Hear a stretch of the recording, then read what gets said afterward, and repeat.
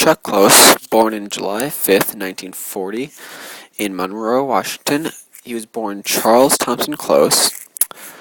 When he was 11, he went to work. He went to the Seattle Art Museum, and while he was there, he saw a Jackson Pollock painting. He was disturbed, disgusted, and just outraged by the sight of it because it was so far removed from what he thought art was. And then, a few days later, ironically, he started dripping over his own paintings. And so he said he's been looking for that experience ever since, of just the creativity.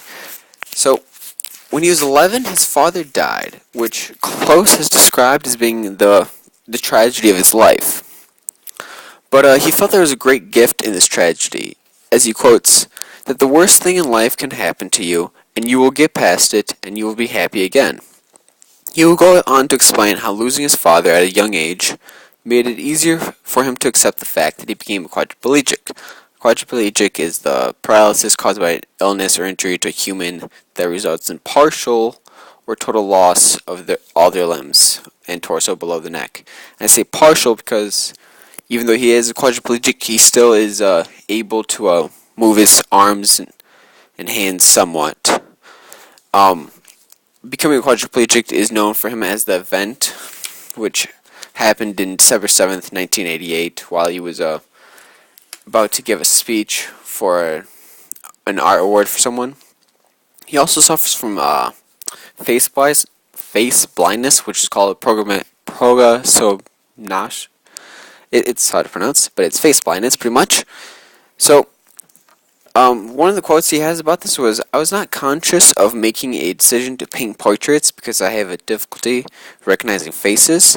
That occurred to me 20 years after the fact, when I looked at why I was still painting portraits, why that still had an urgency for me. I began to realize that it sustained me for so long because I had difficulty in recognizing faces," which means pretty much that for him, he didn't realize that he was painting portraits because it helped him remember, but the reason why he kept on painting portraits was because it did help him remember. And he said that once he paints a portrait of someone, he can remember their face a lot easier. When he was in 8th grade, he was told not even to think about going to college because of his mental disabilities. He was growing up in the 50s, so people did not really understand or know about dyslexia, so people just thought he was kind of dumb. But the teachers told him, since he was good with his hands, to go into trade work, such as like fender or body work.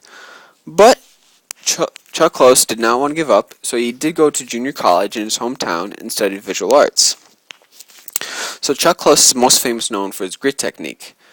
Because of his learning disabilities, which caused him to be overwhelmed by the home, Chuck found that if he broke things down into bite-sized pieces, the big overwhelming problem would become much more solvable, thus making it easier for him to paint. I found it funny in one of his interviews, when someone asked him, when you're creating a painting, do you go back and forth? Because Chuck Close makes massive paintings, about like 75 inches to 100 inches. They're massive paintings. And so Chuck Close said, no, I don't go back and forth when I'm painting. And he reasons it by saying that it's much like how a composer goes into a room by himself with no other instruments or no one else, and makes their own music piece. They score their own piece. And the reason how the composer can do this is because through years of experience, he knows what each note will sound like. Close is doing the same thing because through years of experience, he'll know what the colors look like from a distance. So then, December 7th, 1988, was the event which he suffered from a seizure, which left him paralyzed from the neck down. Now, this is important because of this, he became quadriplegic and lost most of his movement in his body. While he was in the hospital, he thought, because he was a quadriplegic, he was like, how am I supposed to continue with my work? So he thought about it, and he thought he was going to go on a more conceptual nature, and he would just dream up the one piece, and he'd have someone else execute it. And he was about to go on and do this, but he said that he would miss the physical aspect of it. But luckily for him, he managed to get enough limb movement so he could do his own work. But since drawing would require a lot of risk and finger work. So if you're just trying to pick up a pencil, you need to use a lot of your fingers. So he realized he wasn't going to be able to do this, so he focused more on painting. Because in painting, you could just move your whole arm and not just your fingers. And for him, he actually has to have a special thing where his hands are tied together to the paintbrush in a way. It's kind of like Jack and how you close it together, kind of zip tied together. And he actually uses both hands to paint. And so Chuck Close is really kind of a guy that did not quit regardless of what happened, and he kept on chugging along. One quote like this is, you don't have to invent the wheel every day. Today you will have to do what you did yesterday. Tomorrow you do what you did today, and eventually you will get somewhere. So Chuck Close really was just kept on going, never gave up.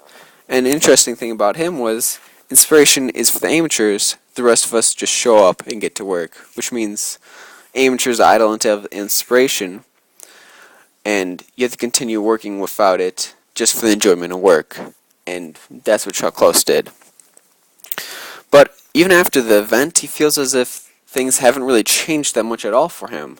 However, though, he feels very lucky that he was already well known and had a lot of money, so he could actually hire assistants to set up the work for him, even though he does all the actual artwork himself, and so he could adjust his studio so he could continue his work.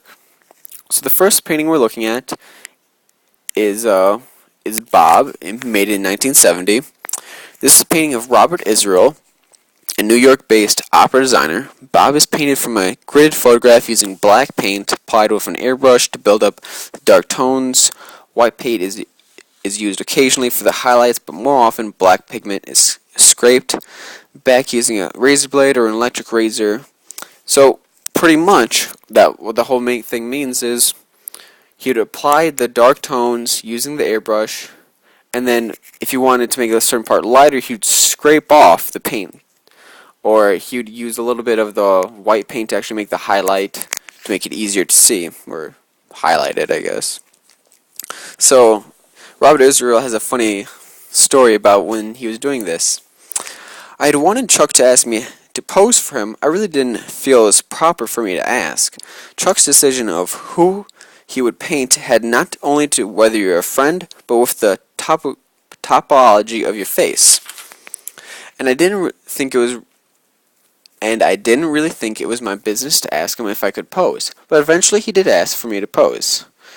And then, so Chuck would comment on this story and say while he was painting this, had taken a break and was walking back into the studio.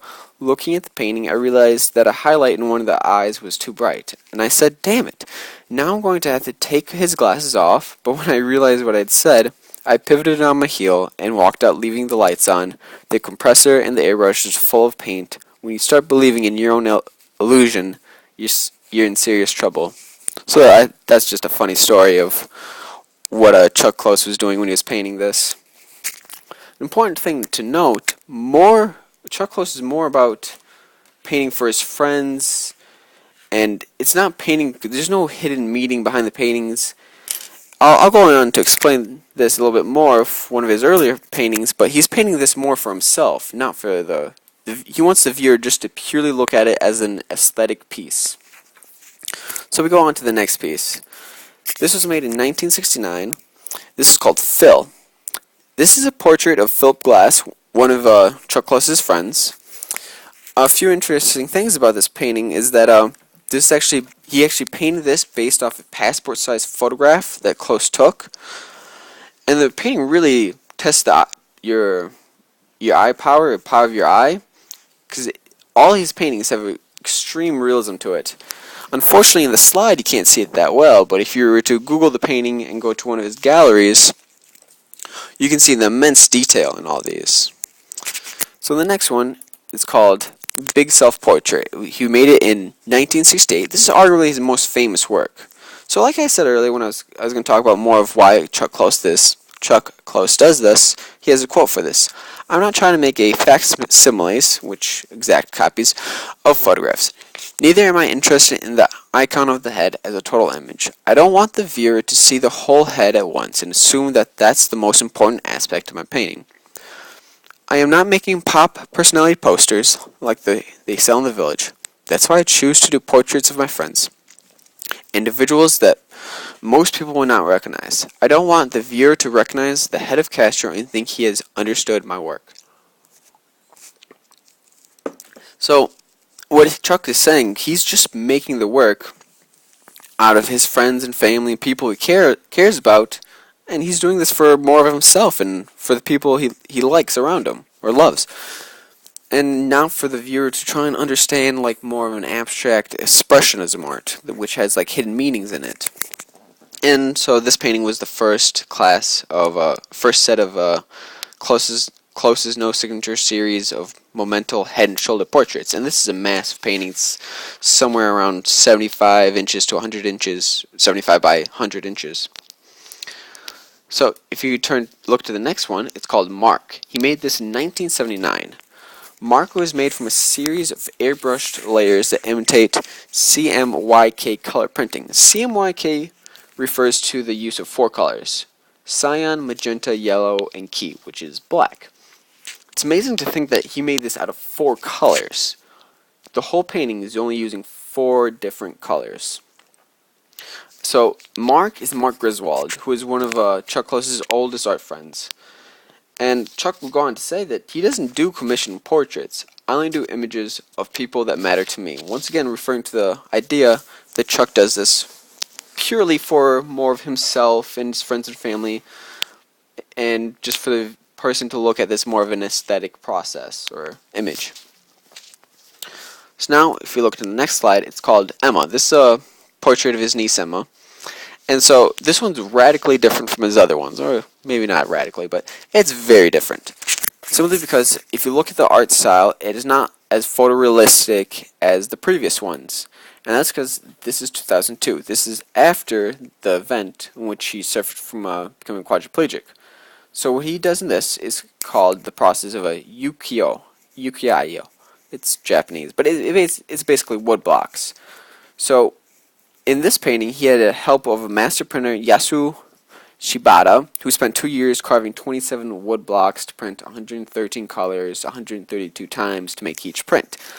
Pretty much in each little print here, you can see that each little square, Chuck Close individually paints and then places it on there, and he does this, as you can see, all over the painting.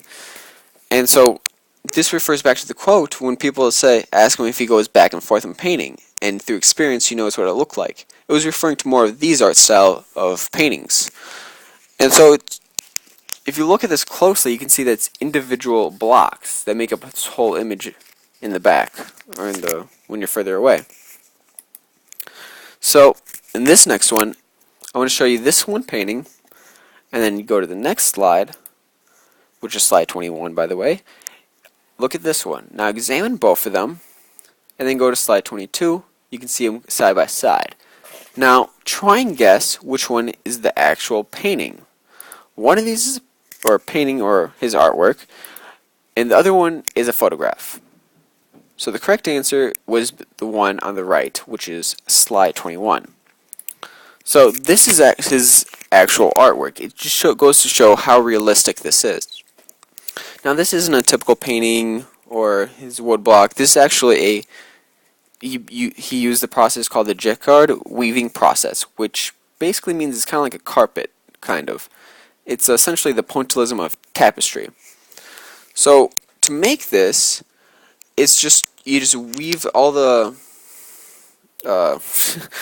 the threads together, and the creator of this, called Chauvel, who's a French chemist, realized that the perceived color of the thread is dependent on its surrounding threads, similar to how a TV or computer display works, which means all the little pixels that make up the colors, the thread is intertwined so closely together that it makes up the colors in here, which goes to show that Chuck doesn't give up, and he makes new art very realistic, and he keeps on going.